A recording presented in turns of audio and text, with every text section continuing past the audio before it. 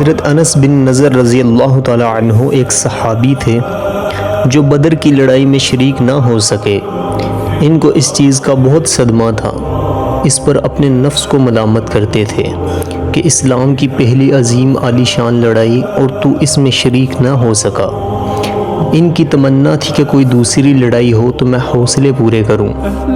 اتفاق سے احد کی لڑائی پیش آ گئی، جس میں یہ بڑی بہادری اور دلیری سے شریک ہوئے۔ احد کی لڑائی میں اول تو مسلمانوں کو فتح ہوئی، مگر آخر میں ایک غلطی کی وجہ سے مسلمانوں کو شکست ہوئی۔ وہ غلطی یہ تھی کہ حضور صلی اللہ علیہ وآلہ وسلم نے کچھ آدمیوں کو ایک خاص جگہ مقرر فرمایا تھا کہ تم لوگوں کو جتنی دیر تک میں نہ کہوں اس جگہ سے مت ہٹنا، کہ وہاں سے دشمن کے حملہ کرنے کا اندیشہ تھا۔ جب مسلمانوں کو شروع میں فتح ہوئی تو کافروں کو بھاگتا ہوا دیکھ کر یہ لوگ اپنی جگہ سے یہ سمجھ کر ہٹ گئے کہ اب جنگ ختم ہو چکی، اس لیے بھاگتے ہوئے کافروں کا پیچھا کیا جائے اور غنیمت کا مال حاصل کیا جائے۔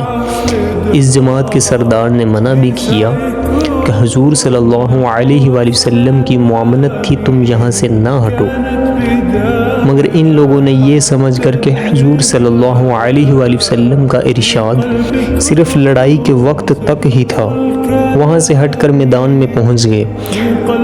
بھاگتے ہوئے کافروں نے اس خالی جگہ کو دیکھ کر اس طرف سے آ کر حملہ کر دیا۔ مسلمان بے فکر تھے، اس اچانک بے خبری کے حملے سے مغلوب ہو گئے اور دونوں طرف سے کافروں کے بیچ میں آ گئے، جس کی وجہ سے ادھر ادھر پریشان بھاگ رہے تھے۔ حضرت انس رضی اللہ تعالی عنہ نے دیکھا کہ سامنے سے ایک دوسرے صحابی حضرت سعد بن معاذ رضی اللہ تعالی عنہ آ رہے تھے۔ ان سے کہا کہ اے سعد، کہاں جا رہے ہو؟ خدا کی قسم جنت کی خوشبو احد کے پہاڑ سے آ رہی ہے۔